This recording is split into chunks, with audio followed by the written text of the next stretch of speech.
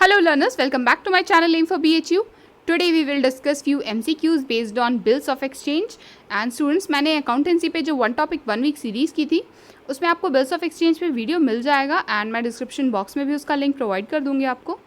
And that video comes with a detailed explanation, so I will suggest you to check that video first and then try to attempt MCQs from this video. And students, her question का answer मेरे बताने से पहले आप चाहें तो उस video को पॉज करके अपना रिस्पॉन्स उस पर्टिकुलर क्वेश्चन के लिए आप नोट करिए एंड देन वीडियो प्ले करके ये चेक करिएगा कि आपका आंसर कितने सही आए. ठीक है, इससे आपका प्रैक्टिस भी होती जाएगी साथ साथ में और इवेल्यूएशन भी, आपकी प्रिपरेशंस कैसी चल रही हैं उसका इवेल्यूएशन भी हो जाएगा. So all the best students, and again if you have any queries, just drop them in the comment box. I will surely address your concern. And just to remind, through my channel I am here to help you cover your syllabus and guide you throughout your journey. So stay tuned to my channel for more such videos, and let's begin now. So students, the first question here we have is question number 1. It says what is the bills receivable account. So आपसे पूछा है students कि bills receivable account जो होता है ना उसका nature क्या होता है.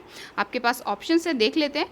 A says that it's a personal account, B says it's a machinery account, C says it's a real account, या D बोल रहा है कि ये nominal account होता है. तो आपको स्टूडेंट्स ये जानना ज़रूरी है कि जैसे बिल्स रिसीवेबल अकाउंट है या बिल्स पेबल अकाउंट है, ये किस नेचर के होते हैं, क्योंकि इनसे क्वेश्चन देखिए बहुत ही आसानी से बन सकते हैं. ठीक है, सीधा सीधा सा क्वेश्चन है कि बिल्स रिसीवेबल किस नेचर का होता है, पर्सनल, रियल, नॉमिनल या मशीनरी तो बिल्कुल नहीं हो सकता, ये ऐसे ही एलिमिनेट हो जाता है. लेकिन पर्सनल, रियल या नॉमिनल, इन तीनों में से कौन सा करेक्ट होगा, तो यहाँ रियल अकाउंट करेक्ट होगा. स्टूडेंट्स, जो बिल्स रिसीवेबल अकाउंट होता है ना ये रियल नेचर का अकाउंट होता है. ठीक है, तो यहाँ ऑप्शन नंबर सी करेक्ट है आपका. Next question we have is question number 2. It says a bills of exchange includes what. ठीक है, A option says it's an order to pay, B says it's a request to pay, C says it's a promise to pay, या D कह रहा है all of the above. तो all of the above एक साथ तो नहीं हो सकते कि ऑर्डर, रिक्वेस्ट और प्रॉमिस सब एक ही में कंटेन हो. ऐसा कोई जो है बिल्स ऑफ एक्सचेंज या नेगोशिएबल इंस्ट्रूमेंट नहीं होता जिसमें ये सारे एक ही साथ प्रेजेंट हो. जो बिल्स ऑफ एक्सचेंज होता है उसके स्टेटमेंट्स को जब आप पढ़ेंगे ना, उसमें जो स्टेटमेंट इंक्लूडेड होता है उससे आपको रियलाइज़ होगा that it is an order to pay. So bills of exchange में क्या होता है, bills of exchange contains an order to pay. ठीक है, तो ये है आपका ऑप्शन नंबर 1 ए. ठीक है, ये करेक्ट है, an order to pay. Next question number 3 we have which bill is drawn and accepted in the same country. तो स्टूडेंट्स, मैंने अभी आपको बताया कि जो फर्स्ट अकाउंटेंसी पे one topic one week series मैंने की थी उसमें ये भी हमने डिस्कस किया था कि बिल्स के टाइप्स क्या क्या हो सकते हैं. तो वहाँ पे foreign bills, inland bills, accommodation bills और कुछ और टाइप के बिल्स भी मैंने वहाँ पे मेंशन किए हैं. आप ज़रूर उस वीडियो में जो है चेकआउट कीजिएगा, और अगर आपने नहीं देखा अभी तक तो पहले उसे देख लीजिए. एंड उसके नोट्स भी जो आप बनाएंगे उससे भी आपको देखिए काफ़ी हेल्प मिलेगी. इस तरह के क्वेश्चंस बनते हैं, और ये वाला तो बहुत ही ईजी है. दैट जो बिल अब एक ही कंट्री में ड्रॉ और एक्सेप्ट हो रहा है एक ही कंट्री में, तो उसे हम कौन सा बिल कहते हैं. It is N inland bill, यानी आपका ऑप्शन सी करेक्ट है यहाँ पे, इनलैंड बिल. और फॉरेन बिल्स ऑफ कोर्स वो होते हैं इसके बिल्कुल अपोजिट, जो एक कंट्री में ड्रॉ होते हैं और दूसरी कंट्री में उन्हें एक्सेप्ट किया जाता है. ठीक है, next question number 4 we have who draws a bills of exchange. So bill of exchange को ड्रॉ कौन करता है. हमेशा ड्रॉवर को हम बोलते हैं ना कि he draws a bill of exchange. तो ड्रॉवर कौन होता है basically, he is basically creditor. एक एग्जाम्पल से आप समझ सकते हैं, जैसे स्टूडेंट्स की से A and B both are involved in a trading business. तो ए के स्टोर से बी ने कुछ परचेजिंग की, और जो अमाउंट ड्यू रहा उन परचेजेस के अगेंस्ट उन्होंने उसके लिए एक बिल्स ऑफ एक्सचेंज रिक्वेस्ट किया, और ए ने उस बिल को उन्हें ड्रॉ करके दे दिया. ठीक है, बी को. तो इस केस में ए क्रेडिटर है और बी कौन है, डेटर. तो ड्रॉप कौन कर रहा है बिल को, देखिए क्रेडिटर ड्रॉ कर रहा है. तो यहाँ पे आपका ऑप्शन ए करेक्ट है, यानी कि क्रेडिटर सही ऑप्शन होगा आपका. ओके, बाय मिस्टेक ये होल्डर जो है यहाँ पे उसका फ़ोन कलर चेंज हो गया, तो आपके लिए मैं यहाँ पे मार्क कर देती हूँ that it is creditor and not holder. ठीक है, okay, moving on to the next question number 5 we have what is the person known as who draws a bill of exchange. So उस person को हम क्या कहते हैं जो bills of exchange को ड्रॉ अप करता है. Of course he is a drawer. ठीक है, सो यहाँ पे भी ए ऑप्शन ड्रॉवर करेक्ट है. Next question number 6 it says what are the 3 additional days known as that a drawer gives to the drawee for payment. So जो drawer ड्रॉई को provide करता है 3 एडिशनल डेज मैच्योरिटी डेट से के बाद में, ठीक है, तो उन्हें हम क्या कहते हैं? So these are called days of grace. यहाँ पे जो आपका ऑप्शन नंबर सी है ये करेक्ट है।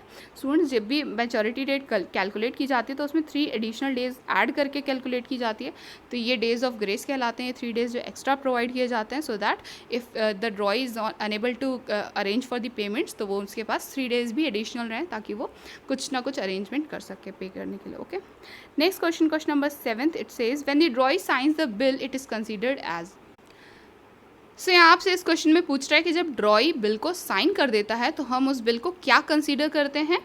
Option A says it is accepted, ठीक है, option B says it is considered as retired, C says it is considered as renewed, या D says it is considered as endorsed. तो सबसे पहले जब ड्रॉवर किसी बिल को अगर ड्रॉ कर रहा है और अगर उस पर ड्रॉई साइन ना करे, then that bill is just a piece of paper and nothing else. But जब भी ड्रॉई उसे साइन करता है सबसे पहले, तभी वो एक्सेप्टेड जो है कंसीडर किया जा सकता है और तभी वो बिल ऑफ एक्सचेंज एक्चुअली एक नेगोशिएबल इंस्ट्रूमेंट बनता है, ठीक है स्टूडेंट्स। तो यहाँ पे एक्सेप्टेंस जो है बहुत ज़रूरी होती है और इसी प्रोसेस को हम क्या बोलते हैं? जब ड्रॉई साइन कर देता है बिल को तो हम उसे क्या कंसीडर करते हैं? उस बिल को एक्सेप्टेड, ठीक है। तो यहाँ पे आपका ए ऑप्शन करेक्ट है। Next we have question number 8, it says what kind of acceptance is known as when the bill is accepted without any condition. So अगर किसी बिल को किसी कंडीशन को पुट ऑन किए बिना ही जो है एक्सेप्ट कर लिया जाए, तो ऐसे किस जो है एक्सेप्टेंस को हम क्या कहते हैं? तो इस तरह की acceptance which is free of any kind of condition, इसे हम कहते हैं जनरल एक्सेप्टेंस। तो दिस इज़ बेसिक एक्सेप्टेंस, ठीक है, इसलिए इसको जनरल एक्सेप्टेंस हम बोलते हैं। डी ऑप्शन यहाँ आपका करेक्ट है।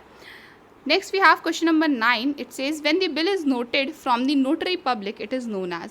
सो जब बिल को नोटरी पब्लिक के यहाँ से नोट कराया जाता है, जो नोटरी ऑफिसर जो है आपकी नोटिंग करके देते हैं, तो इसे क्या बोला जाता है बेसिकली? तो ये है आपका ऑप्शन नंबर 1 जो है करेक्ट ऑप्शन है। यहाँ पे नोटिंग बोलते हैं, ठीक है, जब भी बिल को नोटरी पब्लिक से नोट कराया जाता है तो इस प्रोसेस को हम बोलते हैं नोटिंग, ठीक है। इसके लिए अलग से नोटरी ऑफिसर्स अपॉइंट होते हैं। यहाँ पे आपका ए करेक्ट है, ठीक। The next and the last question number 10th, it says what is retiring a bill under rebate means। So bill को rebate के अंडर रिटायर करने का मतलब आपसे पूछ रहा है इस क्वेश्चन में स्टूडेंट्स।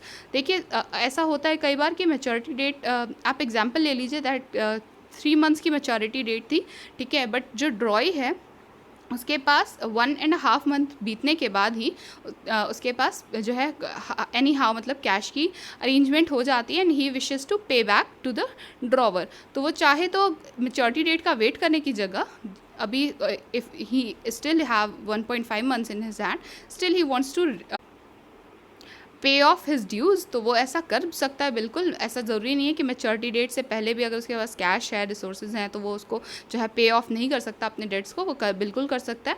इसी को बोलते हैं रिबेट, जो है रिटायरिंग अ बिल अंडर रिबेट। तो यहाँ पे आपका देखिए ऑप्शन नंबर ए जो है ना, this says that making a payment of bill before the due date. तो यहाँ पे जो मैं आपको समझा रही थी वो यही केस था ना कि बिल की पेमेंट मतलब ड्यू डेट के पहले अगर कर दे ड्रॉई तो वो क्या हुआ? रिटायरिंग अ बिल अंडर रिबेट, ठीक है। C option A is correct. Okay, so this is all for today students, and I hope the questions were clear to you. And so students, as I upload video daily and there are many more videos to come, so subscribe now if you haven't subscribed yet, and please convey your doubts in the comment box or through email. You can find my mail ID in the description box. And students, stay tuned to my channel, और अगर आपको BHU BCom entrance से related किसी भी topic में कोई भी confusion है तो mention that in the comment box. I will include them as well. And stay home, stay safe. Please like the video, share it with your friends, subscribe to my channel, and do not forget to hit the bell icon so you never miss any update from my channel. Happy learning students.